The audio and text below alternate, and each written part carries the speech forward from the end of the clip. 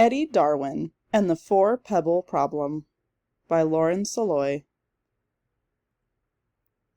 Etty Darwin and the Four-Pebble Problem by Lauren Soloy. Once there was a girl named Henrietta Darwin. She preferred to be called Etty, thank you very much. Her father, Charles, was one of the greatest thinkers in the history of the world. He'd made himself an oval thinking path called the sand walk, so he could walk while he thought, which he did every day, twice a day. Sometimes Etty joined him. "Papa, wait, I'm coming too." They would begin by deciding how many times to go around, and then set out flint pebbles to keep track. "Let's do 4. 4 it is." Some days Etty would ask her papa a question that she'd been pondering. "Do you believe in fairies, Papa?" "Well, I've never seen any proof that fairies are real." But you could believe in them anyway, right?" She didn't always like the answers he gave her. "I have trouble believing in anything without proof." "Oh." "Sometimes I think I see a fairy, but then it turns out to be a bird or a leaf." "But even though my eyes know it wasn't a fairy, I still feel like it might have been." Maybe sometimes our eyes lie? Perhaps. But she did like how he never treated her questions as childish or silly. "Or perhaps sometimes we just need to look a little closer. Like these butterflies." "What butterflies?" "Oh."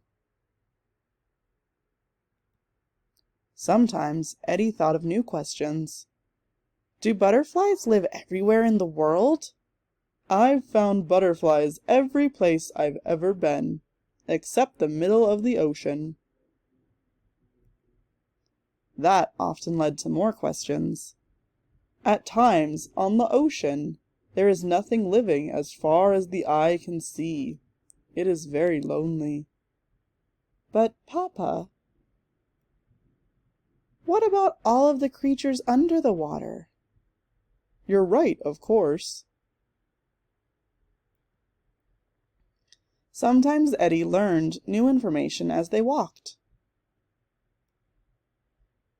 "Did you know this ocalyx is also called fairy bells?" "Does that prove that fairies are real?" "It's not proof, but perhaps it could be a clue. Most living things leave evidence, if you know what to look for. For example, see this flat patch of grass?" "Yes." "That, combined with this hole, is evidence that a fox rested here after a delicious meal of worms." "Really?" "Polly, shh."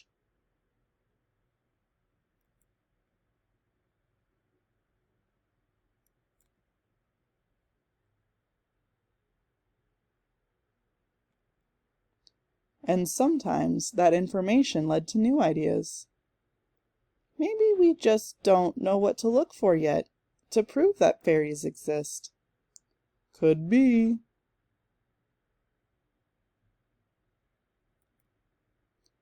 Sometimes her father thought of questions. "Why do you want to believe in fairies?" "Because living in a hole under a tree, wearing leaves and feathers, and playing all day with the birds and the animals, I want to be a fairy." "That does sound nice." And sometimes Etty thought of answers. "Papa, I know I can't figure out how to prove that fairies are real, but—" "You can't disprove it either, can you?" Ah, thank you. For what? For reminding me to keep an open mind. You're welcome.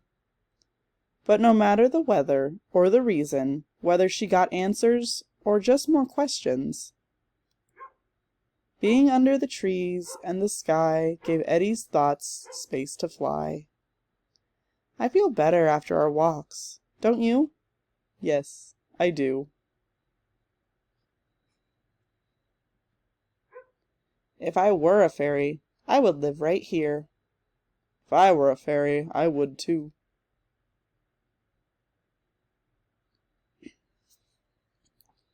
Charles Darwin was one of the most important thinkers of the 1800s. He was interested in everything one could find in the natural world, from beetles to orchids to facial expressions. But what interested him most was why things are the way they are. After many adventures, including sailing around the world and studying animals no one had ever studied before, Charles settled at Down House with his wife Emma to work and write and enjoy their growing family. The Darwins eventually had 10 children, including Etty. When Etty grew up, she became an important helper in Charles Darwin's work, and he valued her opinion as a fellow thinker. She actually edited some of his writing. As a child, though, she used the backs of his original manuscripts as scratch paper to draw pictures and write fairy stories.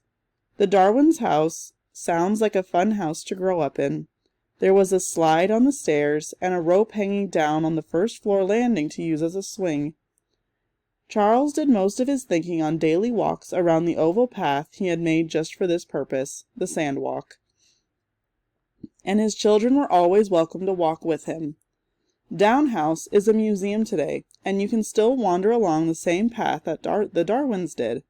However, you can also create your own thinking path wherever you happen to be. Walking is a wonderful way to contemplate big questions.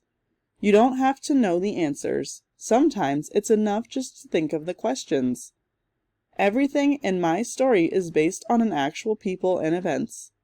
While I can't be certain what Charles and Etty talked about on their walks, I like to think that fairies might have come up.